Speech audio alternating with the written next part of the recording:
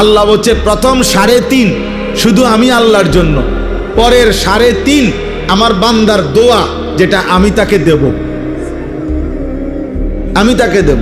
আলহামদুলিল্লাহি রাব্বিল আলামিন, এটা আমার বান্দা আমার জন্য বলেছে। আর রহমানির রহিম, এটা আমার বান্দা আমার জন্য বলেছে। মালিকি ইয়াউমিদ্দিন, এটা আমার বান্দা আমার জন্য বলেছে। এলো 3 আয়াত।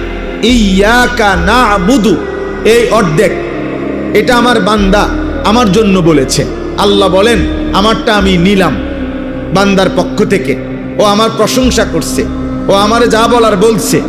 এবার আল্লাহ বলেন বান্দা তোমার কি কি লাগবে তুমি সেটা বলো। তো আল্লাহ তাআলা বলেন, এবার বান্দা বলতেছে ওয়া ইয়াকা নাস্তাঈন, এই যে আমি আল্লাহ আপনার সাহায্য চাচ্ছি, এই অর্ধেক, এই এক আয়াতের অর্ধেক।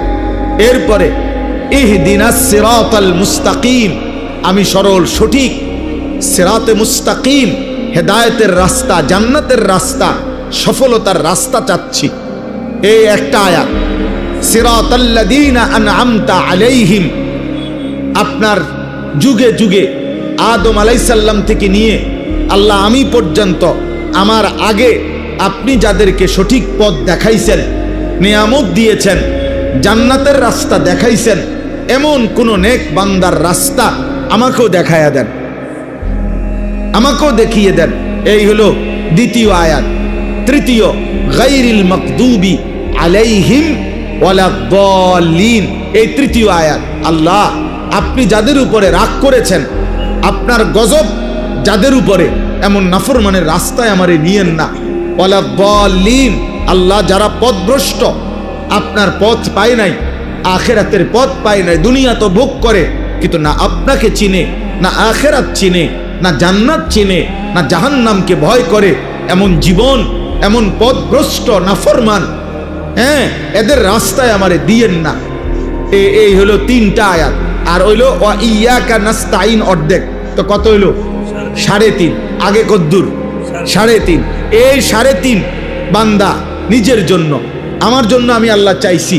আল্লাহ ওয়াদা দিছেন আমার যে বান্দা সূরা ফাতিহার পরের 3.5 দিল থেকে ইখলাসের সাথে যদি সত্যি আমার কাছে সেগুলো চায়, বলি আবদি মা সাআলা, আমি ওয়াদা দিলাম যা চাইছে বান্দা আমি তাই তাকে দেব, তাই দেব। কিন্তু আফসোসের বিষয় হলো না জোয়ান মানুষ, না বুড়া মানুষ, না মা বোন, না আমরা মুসলমানের সংখ্যাগরিষ্ঠ মানুষ, আমরা জানিও না যে আমরা সূরা ফাতিহায় কি বলতেছি, কি বলতেছি। অসংখ্য মুসলমান 40 বছরের ভিতরেও কোনোদিন ভাবেও নাই, একদিন কোনো হুজুরকে, কোনো আলেমে দ্বীনকে জিজ্ঞাসাও করে নাই, বুঝতেও চায় নাই যে হুজুর ব্যাপারটা কি। আলহামদুলিল্লাহ সূরা এতবার পড়ি কেন, এতবার বলি কেন, আল্লাহ আমার কাছে কি চাচ্ছেন এখানে, আমি বা কি বলছি এটা দ্বারা। কমপক্ষে যারা নামাজি তাদের তো ভাবা উচিত, তাদের তো ফিকির করা উচিত, তাদের তো এটা বোঝা উচিত, যেন প্রতিটা বাক্য উচ্চারণ করতেই আমার কলিজার মধ্যে ভাইসা ওঠে আমি কি বলতেছি। আলহামদুলিল্লাহি রাব্বিল আলামিন।